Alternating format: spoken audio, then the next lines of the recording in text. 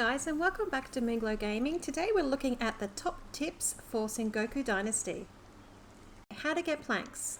First, drop your log, take out your adds tool, and you just need to hit it twice to get some planks. That will give you between 2 and 3. If you use the carpentry station, you will actually get more. You'll get 6 planks, so make sure you always use the carpentry station when you have it unlocked. Okay, firewood. You can either chop down a tree to get some firewood. That will get you around 1 piece of firewood. You can either drop a log, hit it with your axe, and that will get you around 3. Or once you have the carpentry station unlocked, go in here, make your firewood, and that will give you 5. Making sure your food bar is completely full will actually regenerate your energy and your health much quicker. So always make sure that your food bar is as full as you can get it, and then your energy will be topped up. If you have a building that's in the absolutely wrong spot, you can actually move it. So make sure you take out your hammer and just come to the doorway of your building. You'll see the move building function pop up. Just press T and then you'll be able to move it to a different location. Hopefully you can get it in the right spot that you need. If you're running out of room in your inventory, you can always use the quick slots in your inventory bar for extra space. At the beginning, you have 4 storage buildings, which are the general storage, food storage, beverage, and wood storage. Always build your food storage first so that you can quickly start to accumulate food for your villagers. Next is your general storage. Your general storage is where you'll put all of your raw resources like your stone, your clay, your iron, buckets, feathers, as well as your clothes, medical items, and all of your tools that your villagers will need to use. Hold onto your rot as well, as this will be used in a later farming update, which comes out roughly November. The last of the 4 buildings will be your beverage storage, and this is where you're going to put all of your alcohol and your water. To produce water, first build a small well from the village structures. Next, grab your buckets and drop them down the well.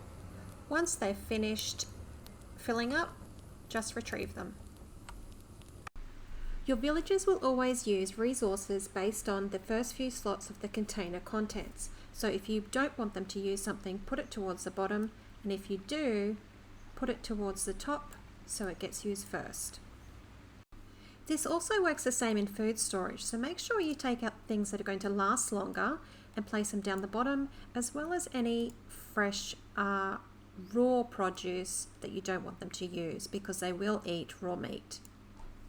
Never create straw again by hand. All you need to do is create a drying rack, which is found in the village structures, and just add your grass and then come back a little while later and retrieve your straw. Okay, let's look at how to keep your villagers happy and to meet their needs. To start with, you'll only need to provide meals for your villagers. As you progress through your dynasty levels, you will unlock beverages and heating. You only need to provide the basic level of meals to start with, which let's go to the jobs tab. It's a little bit easier to see. You'll only need to provide 456 food for my current villagers. I have 6,484 food, and I'm currently producing 1,430 food. If I want to keep them extra happy, on the next season change, I will get a 5% increase if I've increased it to happy, and 10 and 15 if I can get the other ones to happy as well. Same with beverages, the basic is 440, and then if I want to keep them extra happy and get that effectiveness boost, I'll need to provide 600, which I'm currently just hitting. Same with heating, which is your firewood and your charcoal and your sticks and logs. You can see that a whole log is going to provide 10 heating for your villagers, sticks 1, charcoal 5, bark 1, firewood will be 4. If any of you are finding these tips helpful, I would love it if you watch the video to the end to help my channel grow. Okay, let's put our villagers to work. Okay, so let's go in and give Cain a woodworking job at the woodcutter's hut. Now you will need to provide them some axes, and these will need to be placed into the general storage building.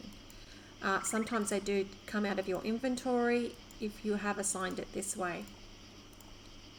Okay, once you've done that, you can assign how many logs you would like them to collect. Now just remember that better axes do provide more materials. Okay, your villagers also have levels, so try not to move them around too much, otherwise you'll lose out on a little bit of extra resources. When assigning a worker, always try to make sure you choose one that has the highest level. After every season change, make sure you go back and check all your productions, as your workers may have leveled up and can now produce more items. Okay, so you've got all your villagers working, but you can't see any resources showing up in the storage buildings. This is because the game works on a turn-based principle. You will have to wait until the end of the season for your resources to become available in the storage buildings, and this is when those resources are used to meet your villagers' needs, so make sure you're ready. If you want to get more workers for your village, you'll need to unlock the quest Open the Gates and level up your dynasty to level 7, which you can do via questing. Once you've done that, you need to head down to this part of the map to further that quest. Once you have completed the quest and you have waited for the season change, all over your map you'll find question marks. Once you run closer to them, you'll see that the refugees will appear. So then you can just go in, talk to them, and get them to come and live with you. Okay, sometimes they might be a little bit far away from their tent, so just make sure that you have a good look around the map. That's all the top tips I have for you guys. If you have any more, put them down in the comments, and please remember to like and subscribe.